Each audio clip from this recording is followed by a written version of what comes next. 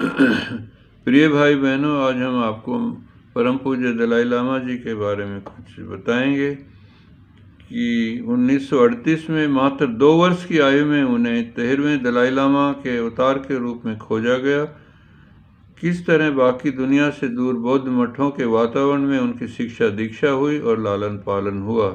केवल 15 साल की उम्र में ही उन्हें कम्युनिस्ट चीन से निपटने के लिए ऐसे तिब्बत देश का शासक नियुक्त किया गया जिसका आकार पूरे पश्चिमी यूरोप से भी बड़ा था। अगले पूरे दशक उन्हें एक तरह चीनी शासक चेयरमैन माओ और दूसरी तरफ पंडित जवाहरलाल नेहरू का विश्वास जीतने और अपने देश की स्वायत्तता के लिए अथक प्रयास करना पड़ा। लेकिन आखिरकार 1989 में चीन सेना के खतरे से अपनी जान बचाते हुए भागकर उन्हें और उनके पीछे आए 1 लाख तिब्बतियों को भारत में शरण लेनी पड़ी।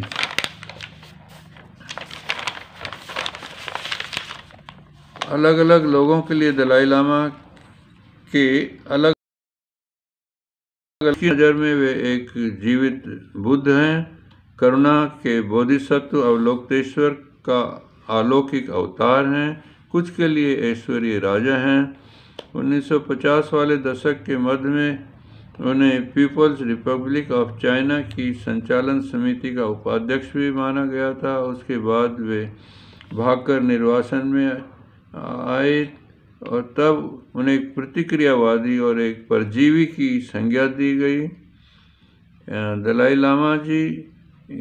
लामा एक उपाधि है जो कुछ जिम्मेदारियों से जुड़ी हुई है।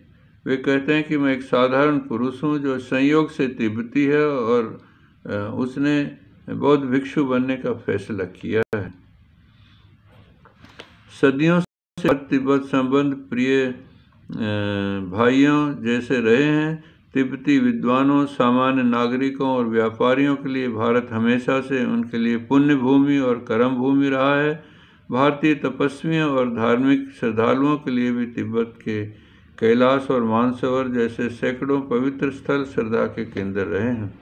पिछले 3 दशक से भी अधिक लंबे काल में भारतीय जनता और सरकार के परम पावन दलाई लामा को और उनके साथ आए लगभग 1 लाख तिब्बती नागरिकों को जो प्यार, स्नेह और सहयोग मिला है वह परम पावन दलाई लामा जी के उस विश्वास की पुष्टि करता है जो 1959 में भारत में शरण लेने के फैसले के समय उनके मन में था।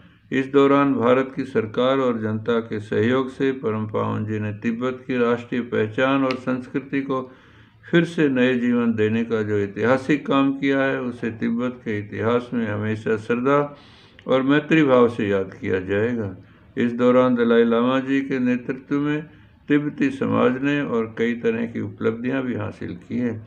स्वयं परम पावन जी के अंतर्राष्ट्रीय व्यक्तित्व में एक बड़ा परिवर्तन हुआ है जिसका एक प्रमाण उन्हें शांति नोबेल पुरस्कार से सम्मानित किया जाना भी है। इन सब उपलब्धियों के पीछे एक मुख्य कारण यह भी रहा है कि उन्हें और तिब्बती शरणार्थियों को भारत में सम्मान के साथ रहने और शांति से काम करने का अवसर मिला। ऐसे में स्वाभाविक है कि भारतीय जनता को तिब्बत के इतिहास, दलाई लामा जी की जीवन कथा और उनके व्यक्तित्व के बारे में पूरी जानकारी मिले, इसलिए एक पुस्तक का संस्करण किया गया है जिसका नाम है आज़ाद शरणार्थियों, तिब्बत के दलाई लामा की आत्मकथा, शांति नोबेल पुरस्कार विजेता दलाई लामा जी। ये पुस्तक उनकी जीवन कथा पर लिखी गई है। आपका मंगल हो, आपका भला हो।